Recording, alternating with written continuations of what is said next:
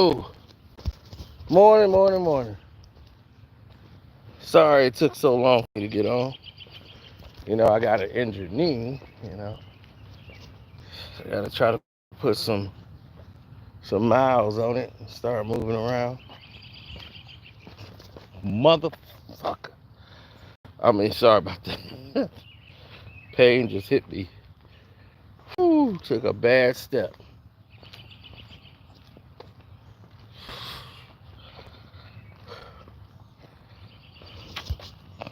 Now,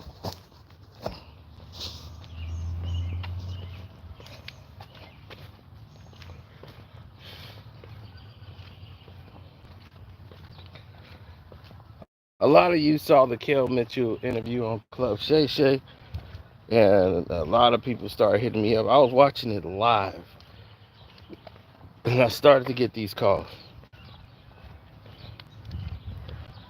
And when I started to get the calls, it was like phone ringing. Then everybody's like, yo, boy Kell. Even people that don't really know me, just know me from YouTube, was hitting me up to tell me, yo, Kell, he's on YouTube. He's on Club Shay Shay with Shannon Sharp. He blowing up. So it's pretty entertaining when I hear that. But to say he's blowing up now, and I'm like, he's been doing this since like '94. And it's hard to, like, it feels like it was yesterday. It really do. But like when I spoke to him for the first time in like 20 some years, that's what it felt like. I talked to him last year when his book was coming out, and it was the first time like we've had a conversation in years. And it was so well deserved and so long overdue just to get caught up on what's been happening and going on in everybody's lives. And what I took from it was a lot of positive energy in his own personal headspace. Like, he's feeling a lot better and moving in a direction where he's not going down those roads anymore of negativity and anything that's going to bring him some drama. He don't want it at all. Like, just gotta let it go. And what you could take from it is a lot of things. Like, everybody turns back to God. He mentioned his group. My cousin was in his group as well, and he's turned to God. Everybody eventually in their lives go back, and because the pull is there. The pull is always there. It's basically you fighting or resisting the pull. So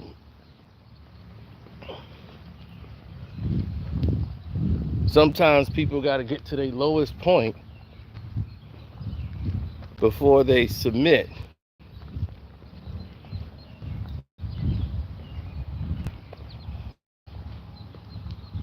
It brings them joy. I'm not a pastor.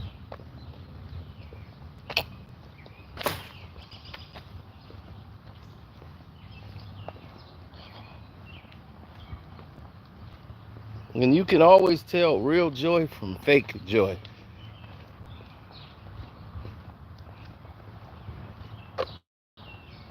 That he's really in a clear headspace. He has a different energy around him. He has a different wife. I'd never met this one in person, only on through social media, and she's been amazing. Like a godsend. Total change and shift from what he had from the first one. Now, him and me, knowing how his first wife was, he might want to lawyer up. Because, well, he knows her. She's a lawsuit swinging individual.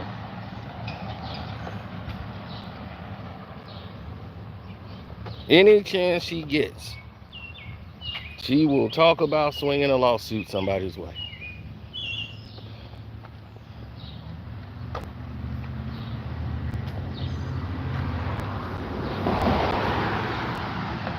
Anything for money. She was talking about suing me. When I made a video, when she was trying to talk about him and Nick Cannon and they lovers and all this, she was not saying that, but insinuating like that was the case. Just for attention.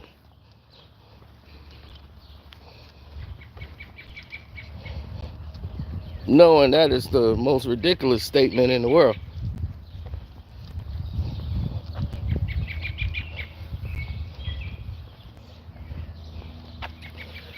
She has entitlement issues, in my opinion. Her father and parents, rather, they owned a carpet business. And, you know, she grew up in Pasadena. She's a little Pasadena girl. And, you know, her and Chris McAllister went on prom. He played for the Ravens. You know, she disrespectfully had his picture in the front living room of their prom and brag on him. The parents did also. You know, there's a whole lot of stuff going on. So to hear that he didn't really share that information with some of his closest people, and that I knew it, was very telling to a lot of the issues that was going on. Because I remember when he was going through problems. Like, me and her never had a fight, never didn't get along. Never. Not once did me and her have a falling out. His first wife. Not one bad argument, nothing. She was talking to me towards the end of it. I was talking to her more than I was talking with him. Because she would answer the phone, and then she would talk forever. She loves affirmation, but they had recorded an album, you know, as a group. The album was completed. We're talking like 14 songs.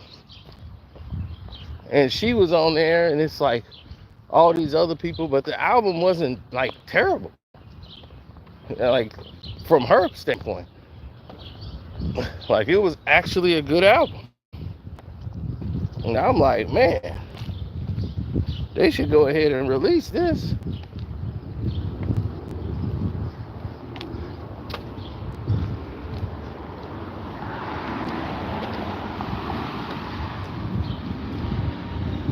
So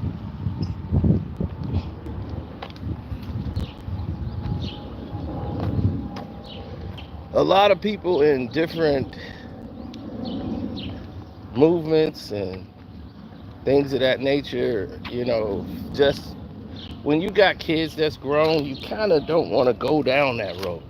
You don't want to badmouth your ex-wife, you know, and say some things that's gonna really embarrass her. But she might take that interview as embarrassing, because everybody who don't know Kell, they're just gonna focus on the drama between him and his ex-wife. That's all everybody kept hitting me up yesterday. Dog, she got 2 kids by 2 different dudes. I'm like, that's all they heard. So that's all I got hit with all yesterday. Did I know about the abortions? The first one, I don't think I did, because I remember when he was having the baby, I thought it was because they had the kid. So I thought it was the same thing. I didn't know she had an abortion first, then she got pregnant again. I still thought it's the same, the same go round. So me, I'm not glued and counting the months. I just remember it's like, oh, Kell's having a kid. I'm like, oh, okay, cool. And then I went about whatever I was doing in life.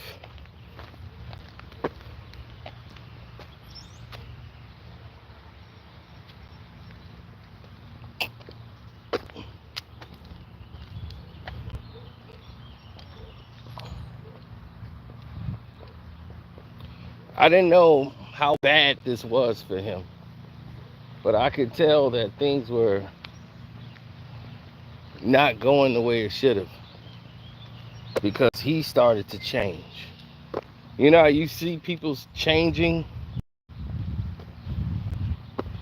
and he was in a point of spiraling, and we just didn't know.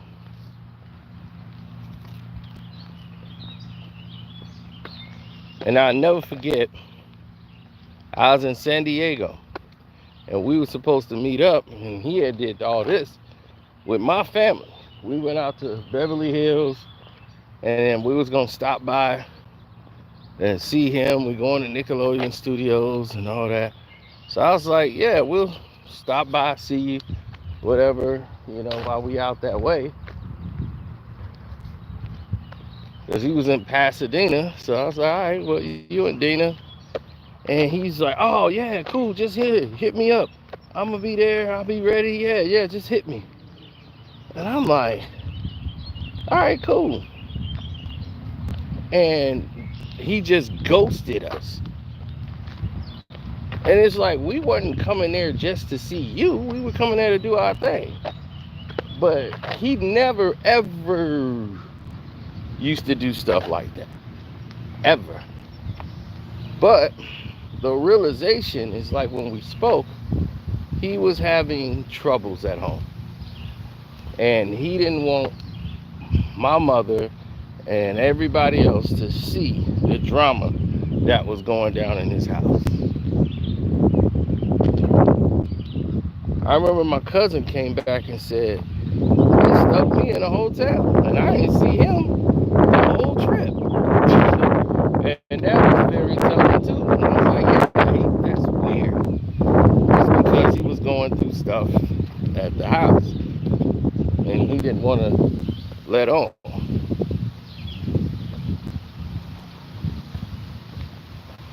But during this course of action that went on with him, he came home one time and he just unloaded. Like, he just needed to get all this stuff off his chest. So the things he said yesterday was of no surprise to me. I haven't had time to watch X-Men 97 yet. So none of it had any surprise to me or shock and awe.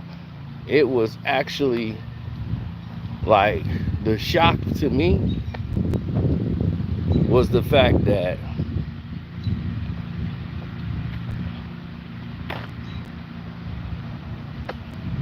I was surprised at how many people didn't know when he said he didn't tell he didn't tell anybody. So I'm thinking, wow, that's kind of wild. Because if you'd have saw my video, I spoke all about that. Because once he told me, I couldn't first. The girl, it sounds very sleepy. She was going to hook me up with a Cali girl.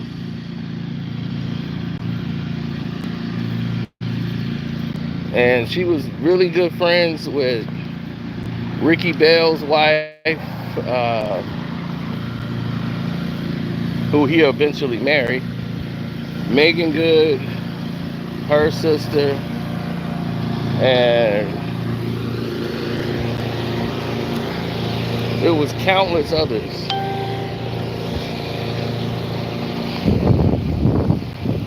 Now,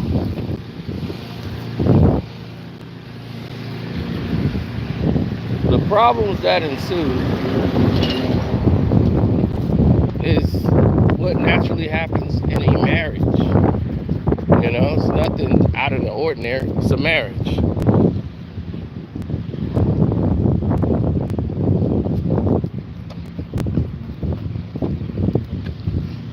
Did he leave some things out? Of course he did, because he's got grown children. When you got children that are grown, you're not going to sit there and talk about every detail.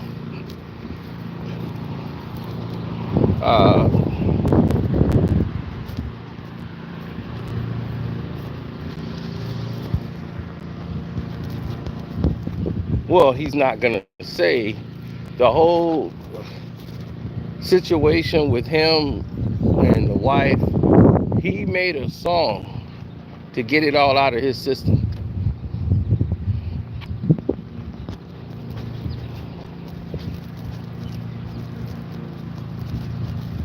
And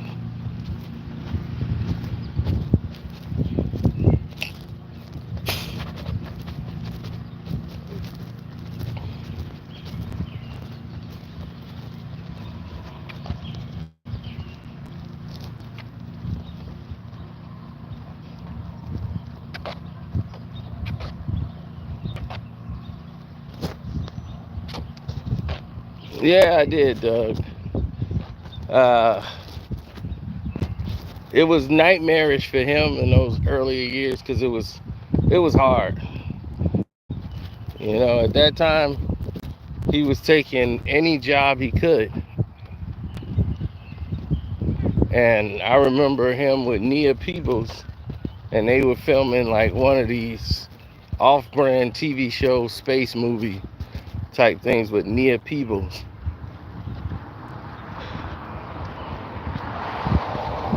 And I was like, what's going on with Kell? Because I supported him on everything. You know, I'm like, we see you doing something, we try to support it no matter what. So I sat through that movie. And I was like, oh my God, what is this? And Nia Peebles was in it. And I said, oh my goodness.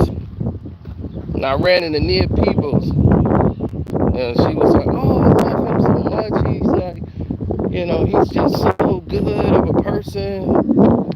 And, you know, he's praying a lot. And I really love that.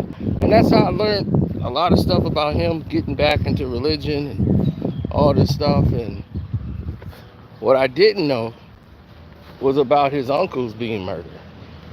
I don't think I knew about that. I knew about his friend that got murdered.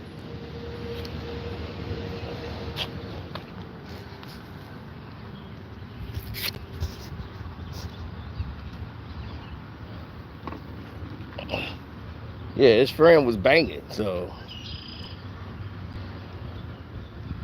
I'm not gonna say that was the turning point in his life, but it was one of them. That was one of the turning points of his life. And the reason it was one of the turning points, and mainly the reason why, is because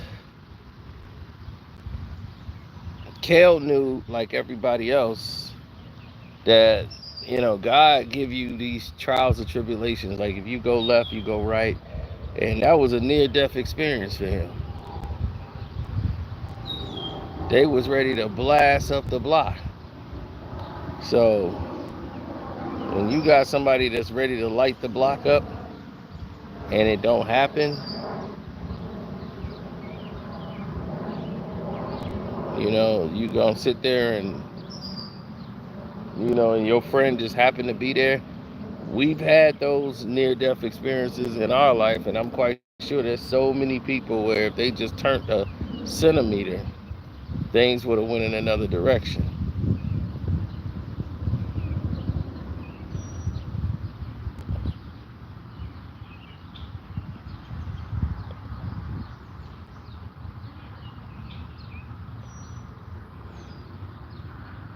Now, for me,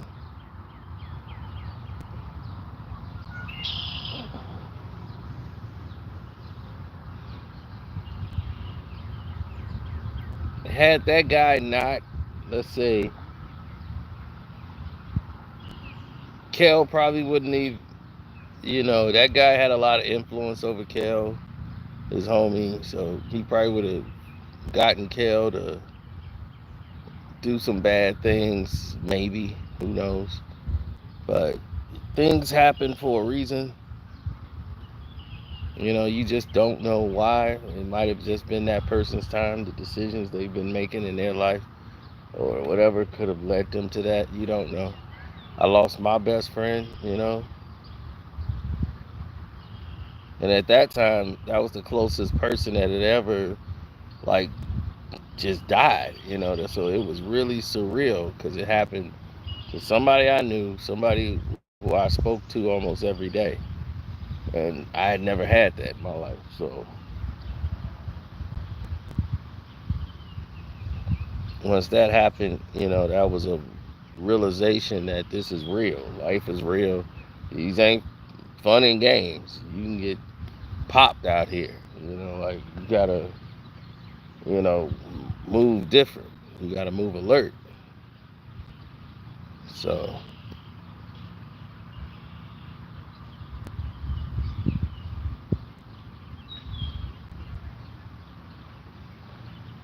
yeah.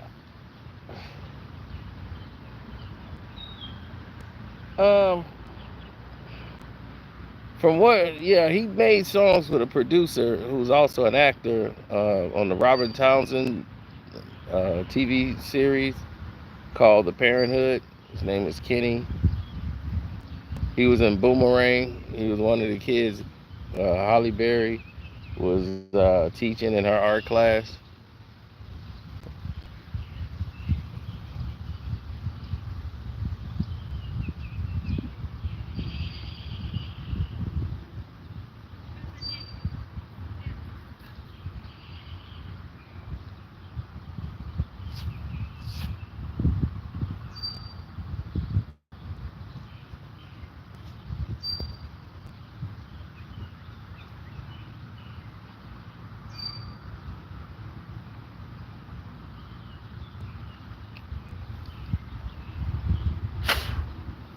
Yeah, y'all just love the drama. I mean,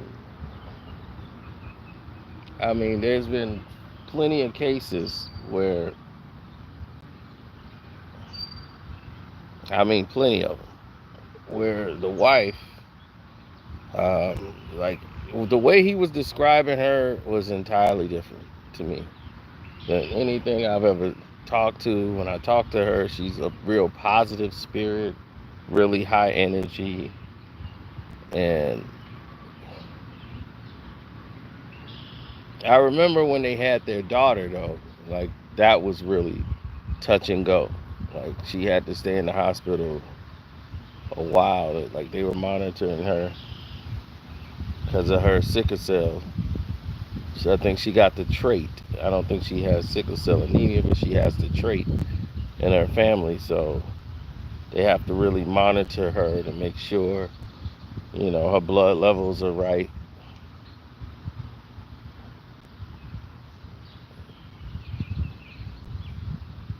Yeah, I remember the wedding was rushed. It was in Hawaii. And at that time, like we were stationed in Hawaii. Now it's like, man, I was like, he could have hit me up. He could have seen Hawaii. We took him out somewhere.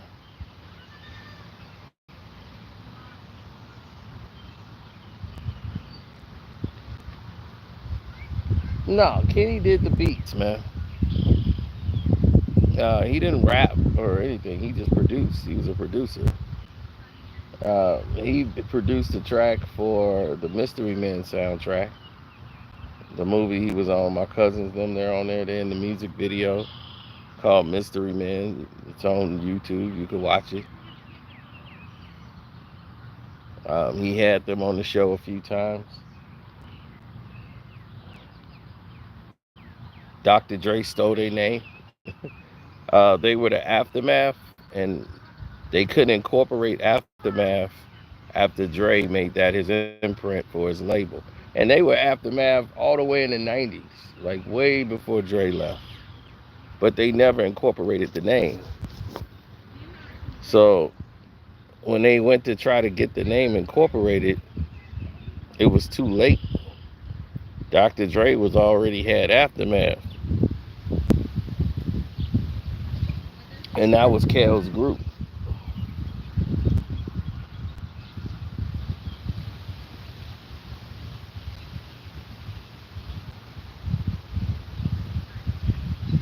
The ex-wife put, of course she did. I haven't even seen it yet. But you already know. Lawsuits are coming. Lawyers. She's gonna do the whole 9. She's extra.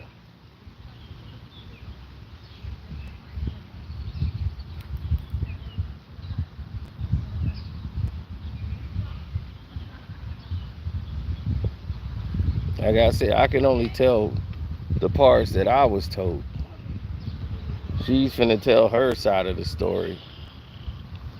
And her side of the story is probably gonna be a lot different. I know Kell's side of the story.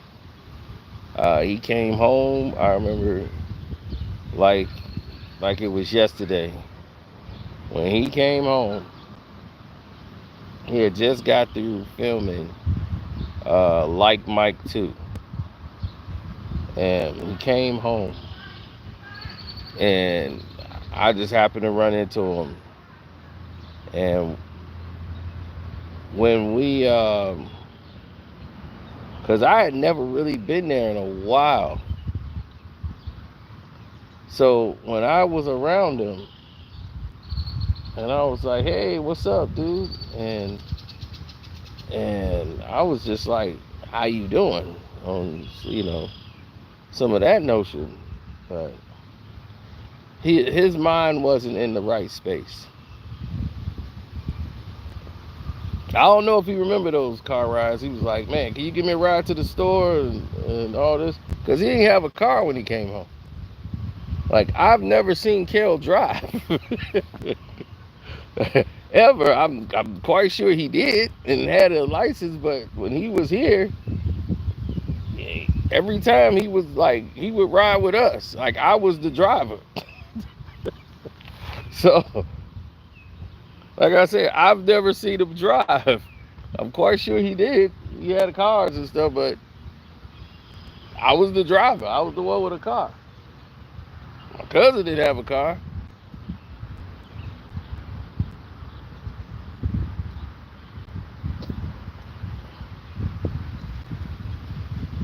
No, I'm quite sure he had a license and everything, but when he came home, like, if we came and picked him up, like, we all was riding in the car. But it was just me and him, and we went to some store on Stony Island. We was going down Stony Island, and he was just venting. And he told, this is like probably one of the last times we seen each other at that time. And oh my God, he had vented so much. And it was just so much coming in. And then they had a song out at the time that he was putting out called Divorce. And it was the best song he ever made, in my opinion. And he got everything out about the wife. I mean, everything. And it was brutal. He told everything in that song. It had the Tears of a Clown beat by Smokey Robinson, and he just ripped it. Kenny produced it, and he tore that beat up. And he talked about the whole situation.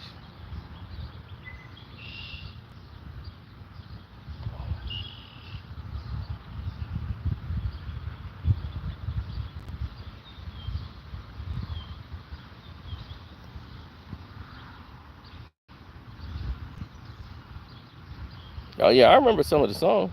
I remember when he's like, when he had to take a dive, the kid was gonna run him over, and he was like, I had to take a dive. She tried to run me over in front of my kids. He's like, I can't recall the last time we made love. But she come home smelling like sex and smelling like drugs. I can't take the pain. She got pregnant by a lame. I'm now sitting in the court paying child, and the lawyer said I gotta pay child support and lawyer fees. Why? She cheated on me. But I see, I live and I learn. Everybody got a soul, and yours gon' burn. I mean, like, he was going in. Ain't too many places she could hide in Pasadena, and that's when I seen her parked out of a hotel. And that's what he talked about. He talked about the whole ordeal. He left some key details out about him coming in with a camcorder and a big, like, butcher knife that he had grabbed out of the kitchen. I knew he wasn't gonna mention that on Shannon Shaw. But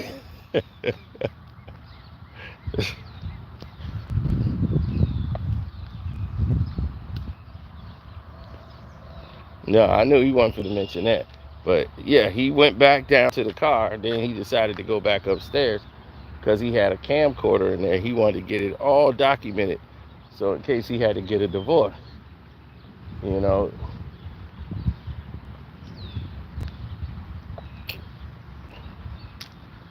But what was unaware to me is how bad it got between his parents and her with the kids and everything else. I didn't know it got that bad.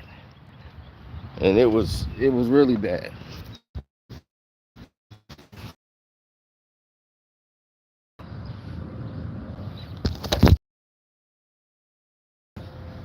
So I knew something had to be wrong.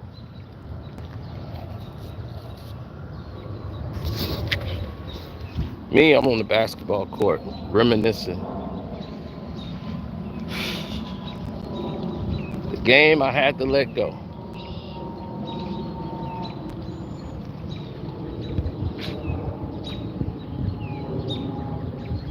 Gotta let you go, babe.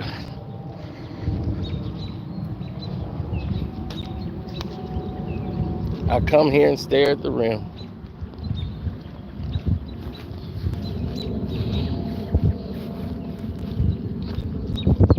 Now that the glory days are over.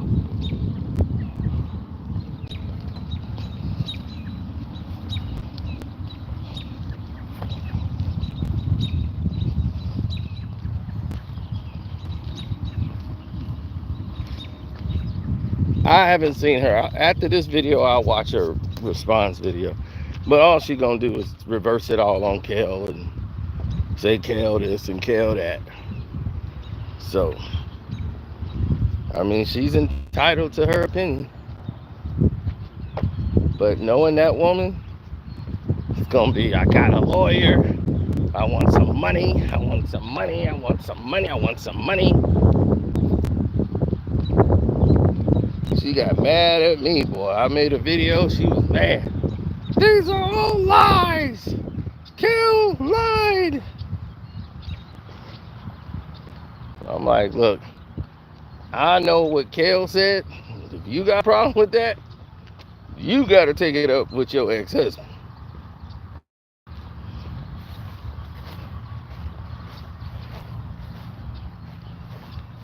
Like I said, me and her had never had an argument, never had a problem. She was always very nice when I spoke to her.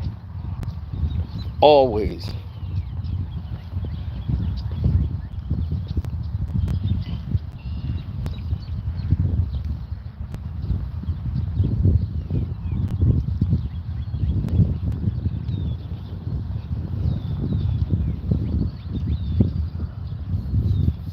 Nah, he just vented, man. He was, for that time, that was the first time I seen Kell really gain weight. Kell was always this, like, skinny guy. He was big. And I was like, what's going on with him? That was stress. When I saw him that time and I drove him, I could tell he was stressed. Like, completely stressed out.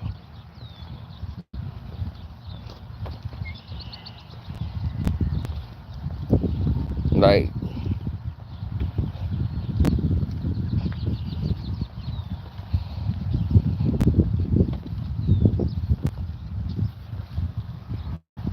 There you go. Oh man, the stress had hit him like a ball, man. And then he started trying to do his own production thing. He had to sell his house. He was living on his own. And I didn't even know that. Because once again, he was like, yeah, man, I'm going to keep in contact. I'm going to do this and that. I got your number. My number ain't changed since 98. Because back then there was no text messaging. So I had my phone, but I couldn't, it was no text messaging. So somebody would just have to call you. So I would know the prefixes and it'll pop up who it was. But believe me, the batteries, oh my God. Batteries will last you all day back then. Shoot. I know everybody like, all day? I'm like, all day.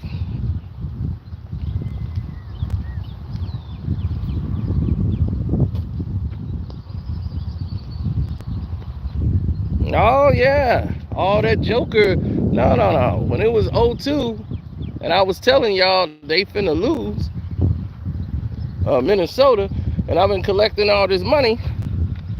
All y'all Ant-Man and Jordan people, y'all disappeared. Now they done lost 3 in a row. Everybody scratching their heads. Now they want to talk this Joker talk again. No. Keep that same Ant-Man is Michael Jordan talk. That's the talk I want to hear. Keep that up. I had a beeper and I had a cell phone. But once I had the cell, I would get beat, called on the cell. I didn't really need it.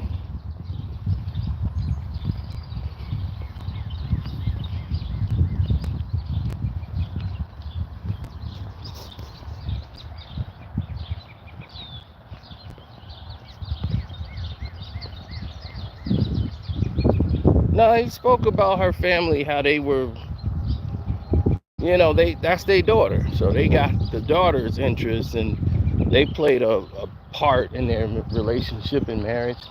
And they did things to try to keep the image up, but they were always very condescending and negative energy, you know.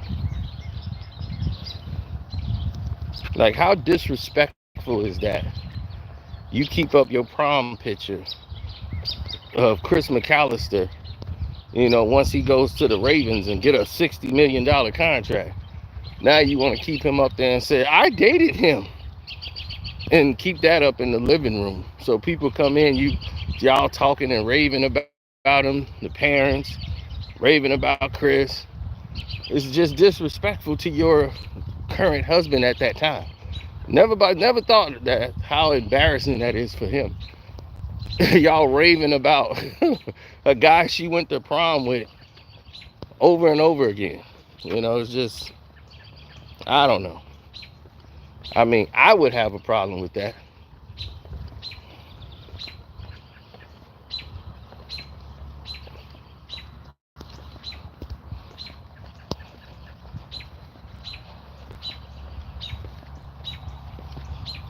The Joker will pass Shaq. He's already past Shaq. Well, his first year in the NBA, he passed Shaq.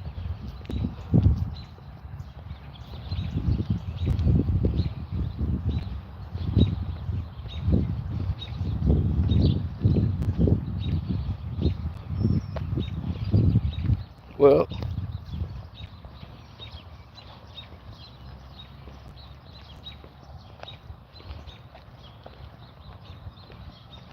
it's not hard to pass Shaq. All Shaq did was dunk.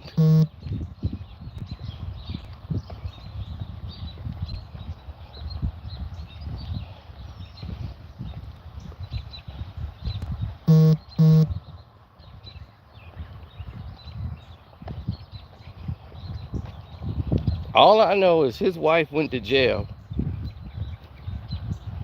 for like real estate fraud or something like that. His ex-wife, she went to jail. Kell didn't go to jail, she did.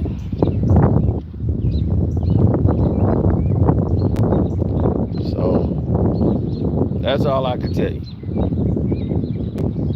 He got a divorce, and his life from that point on went through some turbulence, and then it took off, and he went back to the top.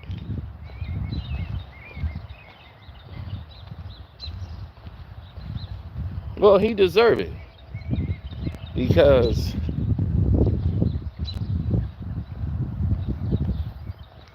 you know, Kell was stressed. Nobody knew why. But I ran into Brian Robbins, who was the producer of the show. Now I think he's in charge of Universal. Like, he's like the president or vice president of the music, Brian Robbins. And he used to have all the musical guests from Def Jam come on there, because he was cool with Russell Simmons. So they used to have all the Def Jam artists come on all that on the show. So they were filming Hardball here in Chicago in Cabrini Green. So I ran into him, and he told me, he said, man, I asked him like what was going on with Kell and everything, and this before I knew anything. And he was like, well, Kell's yeah, he's not the same as he used to be. And I'm like, man, I wonder what that's about. Oh snap, let me get the hell away from here. White people shooting bow and arrows. Yeah, I got to get the hell out of here. Oh my God, did I get you? Yeah, let me get the hell up out of here. Bad leg and all, I got to get the hell up out of here. White people shooting bow and arrows? Hell no. Let's go. Quick.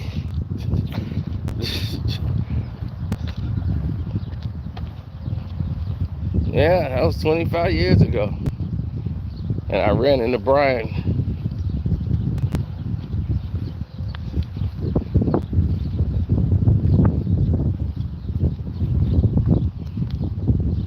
Yeah, it was quite a few times. Like, he got in the car before he talked about, yeah, I should quit.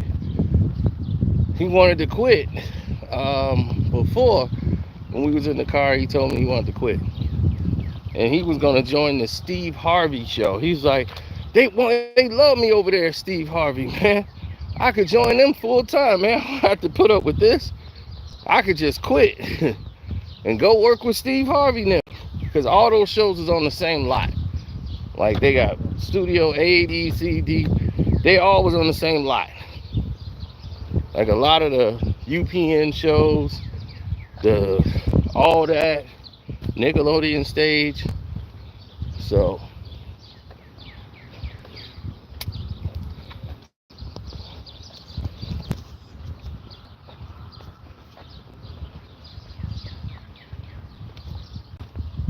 yeah, it was quite extensive at the time.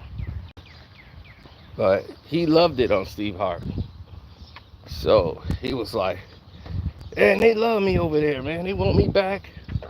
They was like, you can come back. So he kept going back. But I'm like, when he was in the car, I'm like, dude, the show is called Steve Harvey.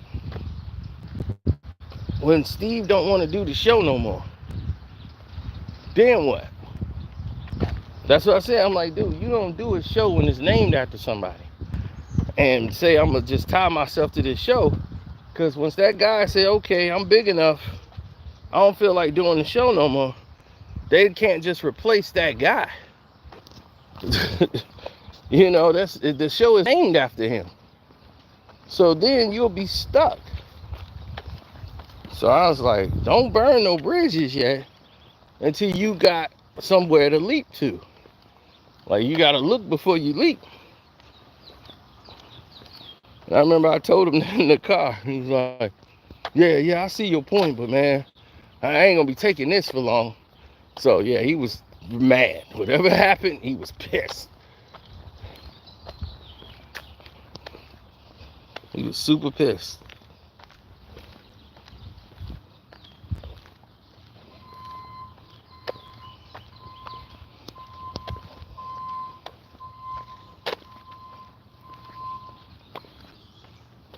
I think the kids, I felt bad for the kids out of the whole thing. His son Lyric and his daughter, I forgot her name. I think it starts with an A. But them I feel for the most. Because those two kids were, you know,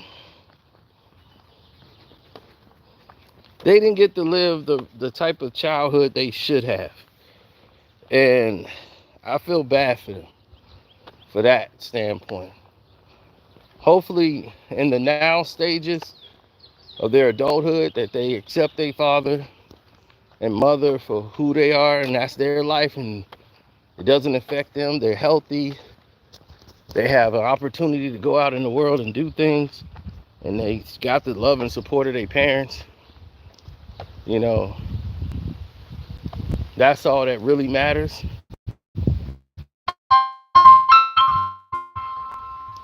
Oh, and I finally got a call back. I gotta take, well, I'll call it back.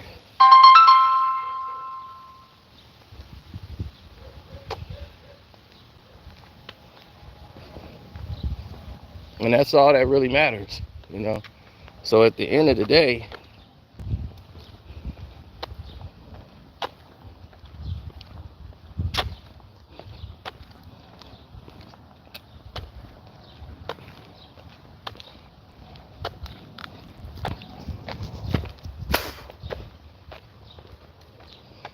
that's all, you know, anybody could do is really just do the best they can for their children.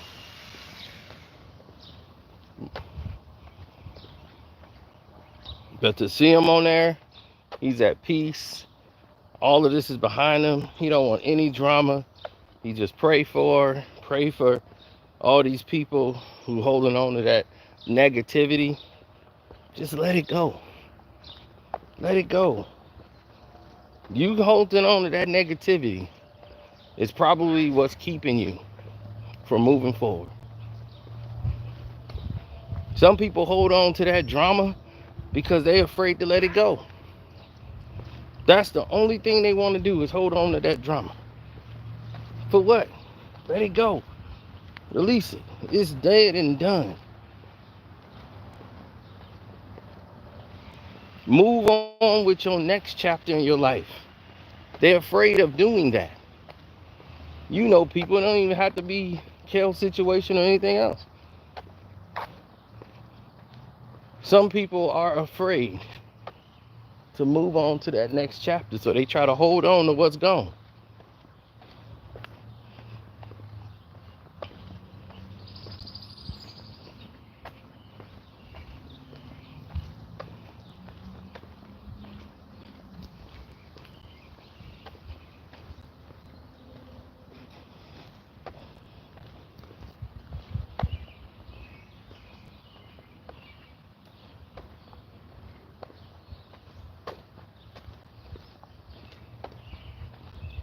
All right, just let it go. It's not even healthy for you.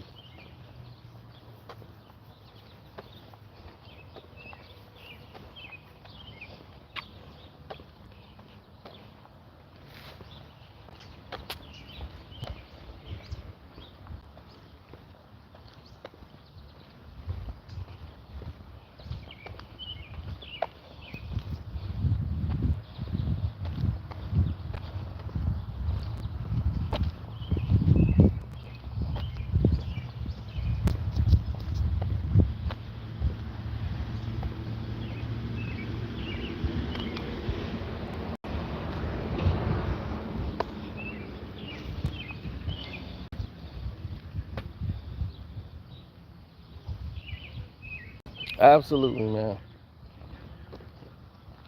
That's why I tell everybody, just be blessed. Be happy for anybody doing anything positive. It is hard enough as it is out here.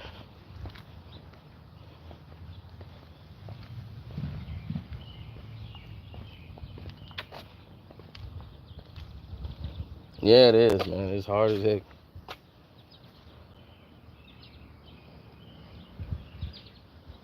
Well, what you want to see and what you're gonna see are two different things. So, what you want to do is always make sure you got your best foot planted forward. It's the best you can do, man. So anyway, thanks for listening to me. I thought the interview was great.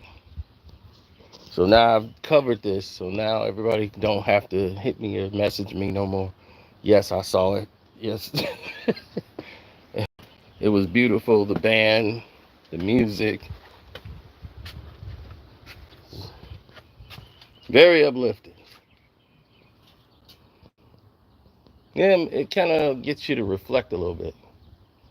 And once you reflect, you start, saying to yourself, okay, I'm doing the right thing. Am I on the right path? That's what you want to be focused on. So anyway, shouts out to Kwame Brown, Bus Life, Kell Mitchell, everybody else out there. I'm going to get out of here. I got to make this phone call back.